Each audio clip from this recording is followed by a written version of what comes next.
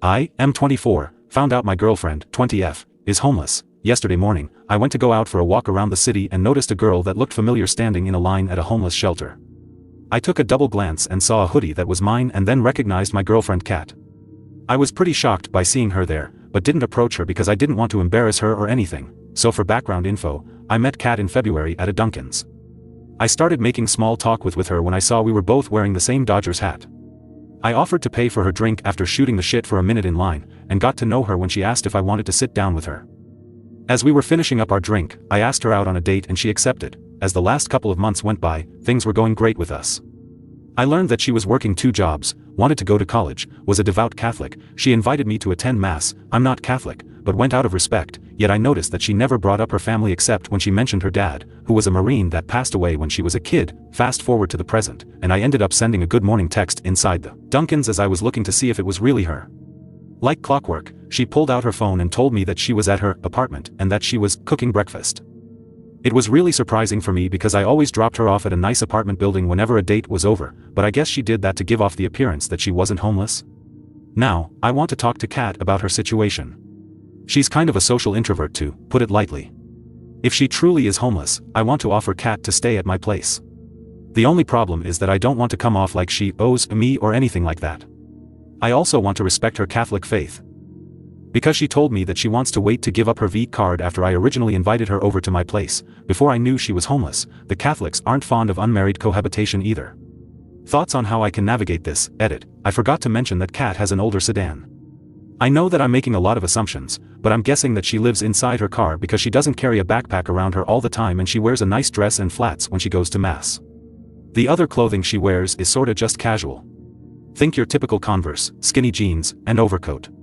Nothing too fancy or too dingy. Relevant comments. I feel like a lot of these comments and suggestions are missing step 1, talk to Kat.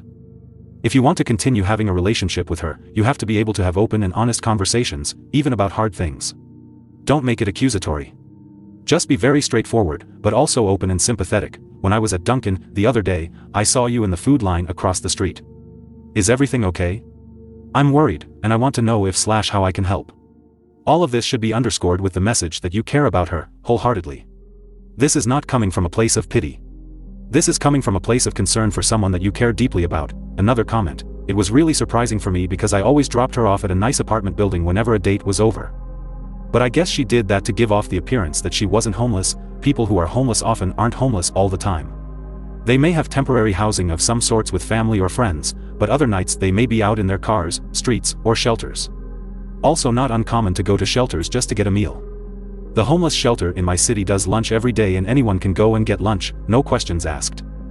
Doesn't matter if you are sleeping on the street or in the nearby apartments. The Catholics aren't fond of unmarried cohabitation either. LOL, us Catholics can be very flexible on our ideology, especially when it comes to how it governs us. Anyway, I think you just need to talk to Kat, mention you saw her, and that you'd like to help. I wouldn't offer any specific kind of help, let her tell you what she needs. One day she may need money, another clothing, and another just some gas in the car to make it to a friend or family's place. And then the ball is in your court if you want to offer that type of help or support or not. Another comment. I used to be homeless, 5 years, and dated 2 women in that time that let me live in their home. The power dynamic was not the issue. If the relationship has good communication and you both are aware of it, it doesn't have to be a problem. The real problem came when the relationship started nearing its natural end. Suddenly, I wasn't just losing a girlfriend. I was losing a home, a bathroom, a kitchen, a bed, and a partner. It made me work extra hard to save the relationship when I would have otherwise let it go a long time ago. That made for months of unnecessary suffering for both of us. It created a codependent dynamic and made the final breakup way harder than it needed to be. Now that I have my own place, I don't have those issues. Something to consider. Update. I ended up meeting Kat at the local park. We usually walk through after she got off work earlier today since it's out in the open, yet still private enough to have a serious conversation. I told Kat that I didn't want her to feel uncomfortable or ashamed, but that I saw her at a line at a homeless shelter yesterday, and wanted to talk to her if there was anything up or if she needed help. Kat immediately began to cry and showed her nervous tics, fidgeting around, wrinkling her nose, etc. She began stuttering on her words and I consoled her until she began to gather herself again. I told Kat that she didn't have to feel like she had to hide anything from me, and she began to open up about everything. Kat told me that she had been homeless for over a year. She grew up in a broken home after her dad passed away in Iraq when she was a kid back in 2006.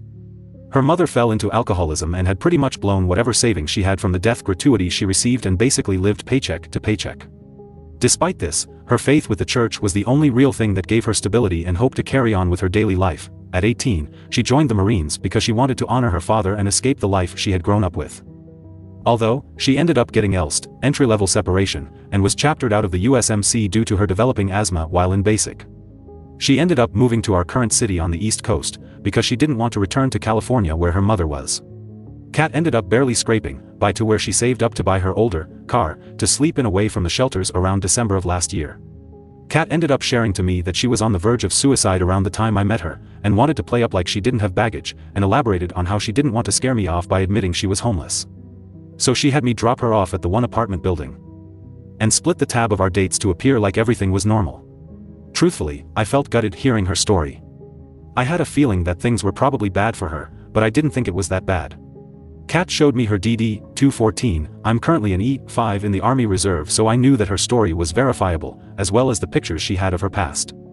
I told her that I wanted to help her out in any way, and that I was open to having her move to my place with the added kicker that we could go to IKEA to get her a bed set to make my living room into her living space, since I wanted to respect her physical boundaries that was in place from her Catholic faith.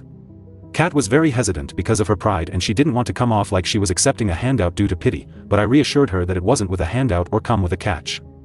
I told Kat that I loved her, first time I said that, and wanted to help her feel secure. She looked at me with a sort of disbelief and asked me if I really meant it, and I did. Kat reciprocated by saying that she loved me too and accepted. As far as the conditions go, I told her to meet me at 30% of the rent, and to put whatever money she had into starting summer classes at the local community college. And that she could stay with me for as long as she wanted if she felt comfortable with premarital cohabitation. A last thanks for the advice on everything. Our convo was a long one and took a lot emotionally from Kat, so she is currently crashing at my couch until she wakes up so we can get her bed at IKEA later tonight. Once again, thank you for giving advice, as it really allowed me to vent on what was going on.